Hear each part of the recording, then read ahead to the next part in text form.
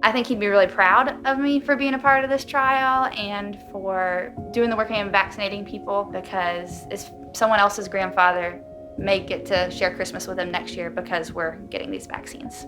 Black Americans have been mistreated, misrepresented, underrepresented in the healthcare system. Quite frankly, why would you trust a system that has failed you time and time again?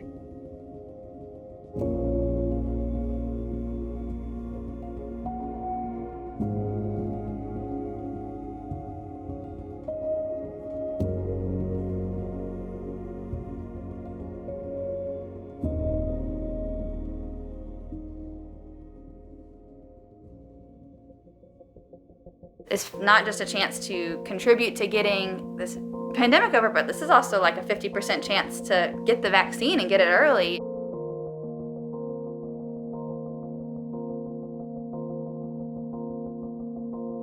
I think what initially drew me to this particular story was its simplicity. It's a mom and a daughter who happen to be both nurses, who happen to be both taking part in this really important trial for a vaccine. They're both nurses, though they both treat different populations.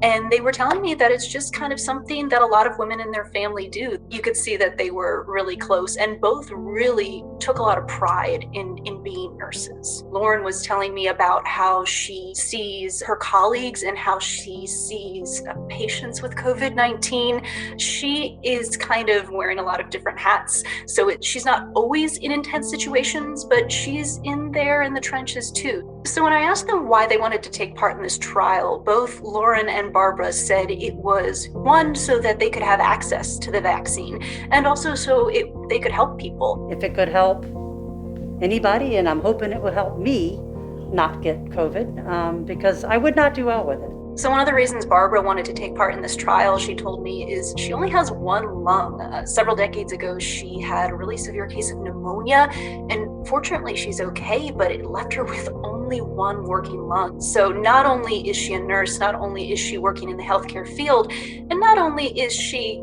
closer to her senior years, let's say, she really wanted this as protection because she is really hoping she doesn't get this disease that really is serious for a lot of folks, but especially someone like her. I would probably be very ill with it if I got it. Because of having one lung, I've got to really protect that one.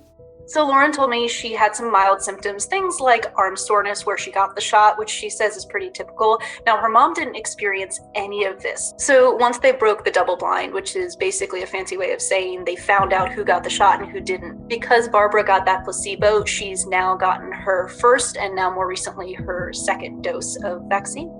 But they weren't surprised when Lauren found out she got the vaccine and the mom later had to go get hers. An extra layer to this story is Lauren and Barbara lost someone very close to them just before Christmas. Lauren's grandfather, Barbara's father, died of COVID-19. His facility has taken tons and tons of precautions to keep them safe, but this virus is aggressive, and despite all of that, he caught it from a healthcare worker and eventually passed from it. The real takeaway that I got from both Lauren and Barbara is they're just really encouraging anyone who can get the vaccine to do that. It was a little emotional, but it came across from both women that they have a job and a mission to do. They really do take pride in their jobs. I think he'd be really proud of me for being a part of this trial and for doing the work and vaccinating people, because if someone else's grandfather may get to share Christmas with him next year because we're getting these vaccines. I asked Lauren, would you ever want to do something else? And she kind of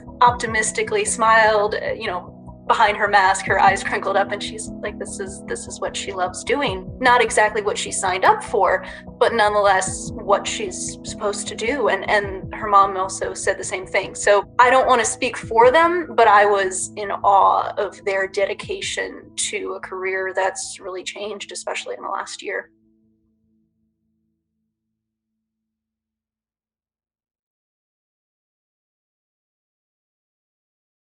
To be honest, the community is scared, especially my generation. I wouldn't really say scared too, but I'd say like skeptical. I don't plan on having anything to do with any vaccinations. I don't want to deal with it. The COVID-19 pandemic is hitting the Black community hard. In California, Blacks make up just 6% of the population, but account for 4% of coronavirus infections and 7% of COVID-related deaths. Some Black Americans that I've spoken with say, why would I put my trust into something that doesn't actually help me? Black Americans have been mistreated, misrepresented, underrepresented in the healthcare system. There is institutional racism that has to be dealt with, systematic racism that has to be dealt with. Quite frankly, why would you trust a system that has failed you time and time again? There's a profound distrust in many of our communities, especially Black and African American communities,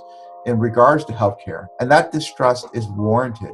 Dr. David Tom Cook, he is a thoracic surgeon at UC Davis. He participated in the Pfizer vaccine trial because he felt as a Black man, as a Black doctor, he had to stand up for his community and show them that the vaccines are safe.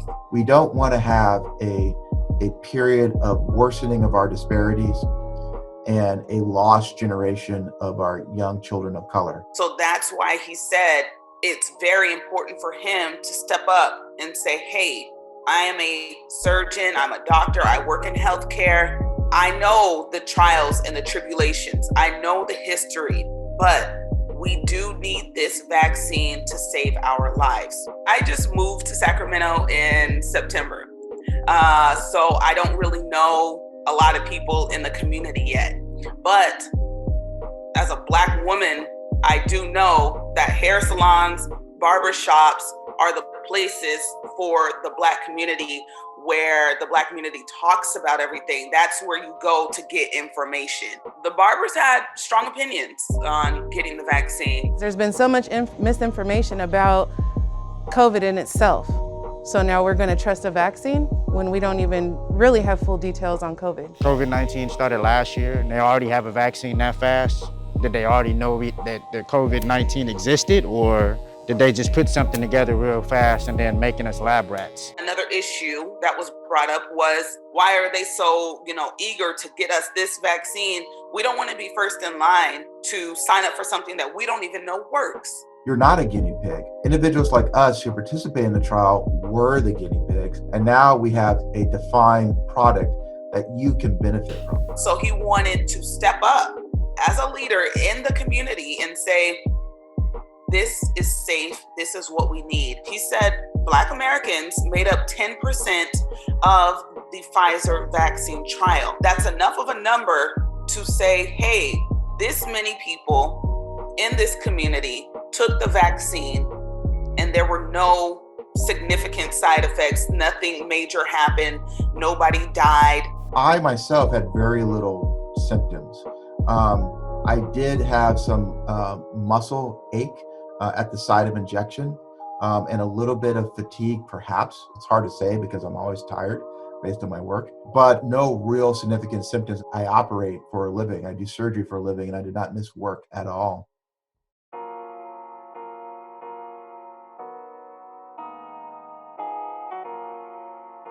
I knew that there was going to be some hesitancy.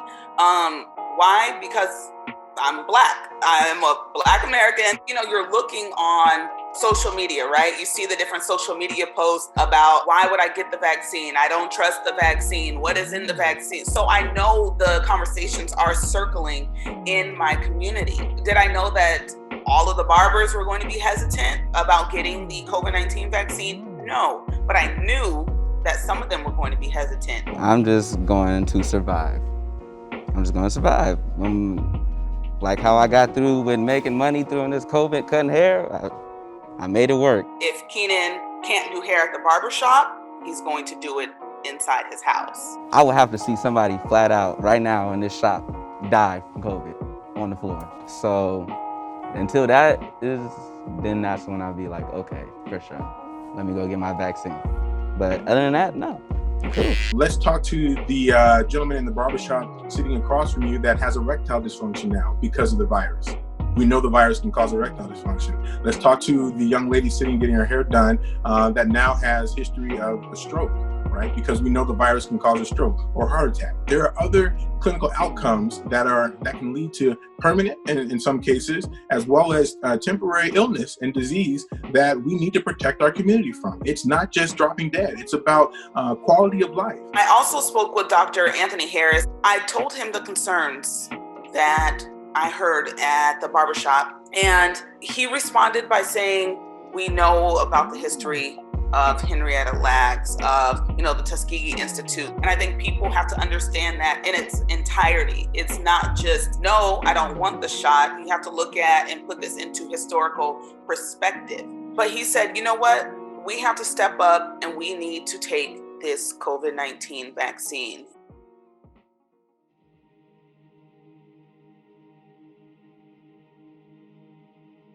Governor Newsom has called on what he calls trusted community leaders, faith leaders, community-based organizations, community healthcare clinics, trusted messengers that can help spread the word to get vaccinated. Black Americans that I've spoken with gathering these interviews have said there needs to be more Black doctors, more Black nurses, more Black Americans working just throughout the healthcare system because, representation matters. I'm honestly scared to take anything. I'm really scared to put anything in my body. So I think that's my main fear. If people in healthcare can meet people in the community halfway and do some explaining, hold some town halls, hold some, community groups, community group sessions, hold some Zooms, some Facebook Lives, anything that you can do to really reach the community. Use social media. That's how you're going to reach people. Really take time to hear the concerns, the wants, and the needs from the community, and take the time to answer the questions. The onus is not on the communities to trust us being healthcare. The onus is on healthcare to learn from our communities and speak in a language that they can understand. And we need to understand what outcomes are important to our patients and our community members. Dr. Cook, when he participated in the Pfizer vaccine trial, he knew the people that were administering the vaccine very well. How well do you know the people that work in your doctor's office? How well do you know the people that are going to be putting this vaccine in your arm? 9 times out of 10, we don't even know their name. When you actually know the people, you trust the people, and you trust that things are going to be okay.